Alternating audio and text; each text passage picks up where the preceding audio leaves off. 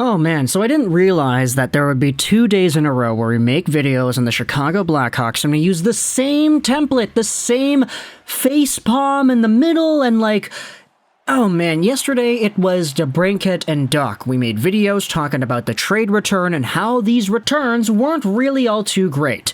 But now, 24 hours later, we're making another video talking about the same team, talking about 2 more players in their organization that are actually pretty, not bad players, I feel, but they're going to be reduced to atoms when it comes to the value they hold to the Blackhawks. This is the Chicago Blackhawks taking an investment that they made that might have decreased in value over time, but still does have some value, yet filing for bankruptcy on that asset and getting rid of it for no cost. Today we're talking about 2 forwards on the team, former Calder runner-up and Czech phenom Dominik Kubalik, as well as Mr. Better Than Connor McDavid himself, it's Dylan Strome. Both of these guys were Chicago Blackhawks players in 2021-2022, and both of these guys, in my opinion, were not valued at 0. These guys were pretty okay. But you take a look at some of the news that we have had recently coming out of the Chicago Blackhawks, and you can see that both of these players, RFAs, are going to go to the market. Here's Mark Lazarus on Twitter. I'm hearing the Blackhawks will not tender a qualifying offer to RFA Dominik Kubalik. No surprise there. It's been presumed for months that Dylan Strome won't receive one either. We even have reports saying things like, oh, it's going to be Strome to the Maple Leafs. That's going to happen on Wednesday. You got to wait till Wednesday. Wednesday's when everything's going down because that's when free agency starts. But, of course, for now, it's not Wednesday yet, so we just got to talk about the players and what they did in 2021-2022 and why the idea of them both going to unrestricted free agency as RFAs is just so backwards.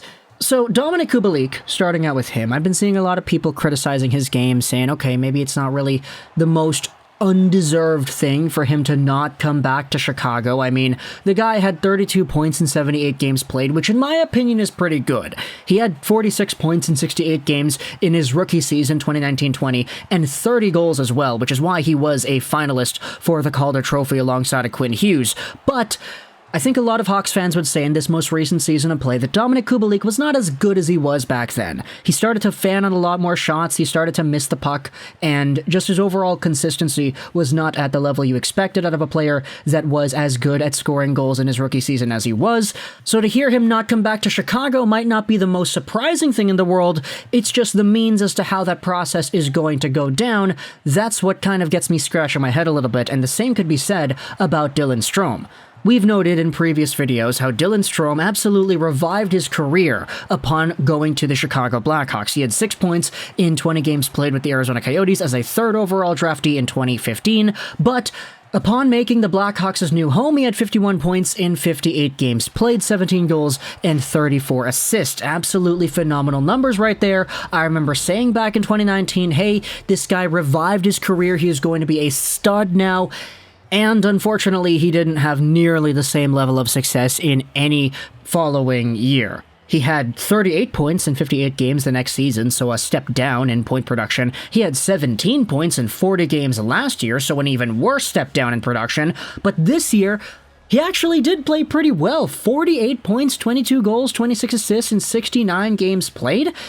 That's not bad. That's in fact pretty good. Do the math over 82, 48, divvy 69, multiplied out by the big grand 82 number. He was on pace for 57 points. I don't know about you, but as a player who is 25 years old, who is a below 60 point caliber player, a good add to your team? I would think so. But both of these players, Kubalik and Strome, are not going to be tendered RFA offers, and they're going to go to free agency at the time of recording this audio. That is the plan. That is apparently what's going to go down, and my question is, why?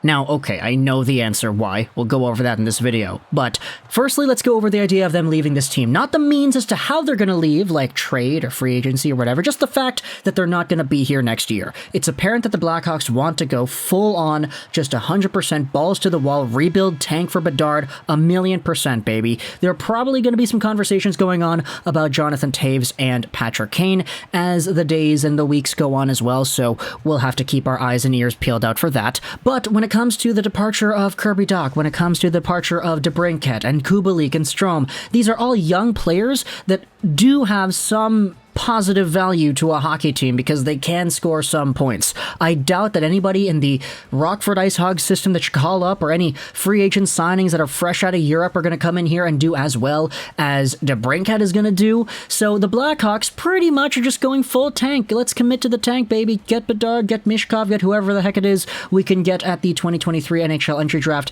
and we'll be on our way. We already got 3 first-round picks in 2022, and we bolstered up our prospect core with that draft, so let's do that more next year. But secondly, when it comes to how these guys would leave, via RFA status, wouldn't you think that the proper move here would be to trade the RFA negotiating rights like you did with Dach to some other team that can give you draft picks in return? Well, yeah, right? That's the default idea, but the problem here is everybody knew that was the default idea.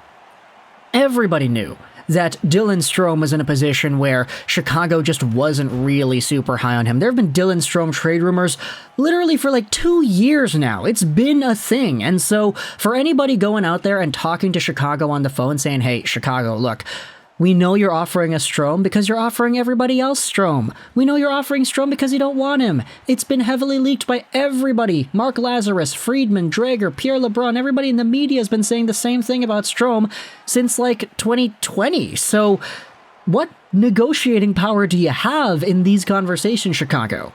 I have no doubt the Chicago Blackhawks have tried shopping Kubalik and Strome, the negotiating rights for these players and so on. But there shouldn't be any doubt in any of the other GMs that the Hawks are doing this as well. So there is no negotiating power. There's no way the Blackhawks are going to be able to say, okay, this is our price for Strome. Take a look at this. He's a 25-year-old winger, or not winger, he's a center. He had 48 points in 69 games played, and you're going to have to re-sign him to a contract that's maybe in that $4, $5, $6 million range, depending on what it is that his agent asks for. You good for a first-round pick? And teams are going to be like, no, like, you wanted to get rid of this guy before. And you're probably dangling that same price with all the other teams that you're trying to send him off to because we know you're not going to re-sign him. So why would we go out there and pay your price when we know he'll just become a free agent in a few days? Chicago has trapped themselves in a box with how they're treating their organization and the way they're going about trading and getting rid of all these players that it's so obvious to every other team involved what they're doing, and thus it makes it even worse for Chicago.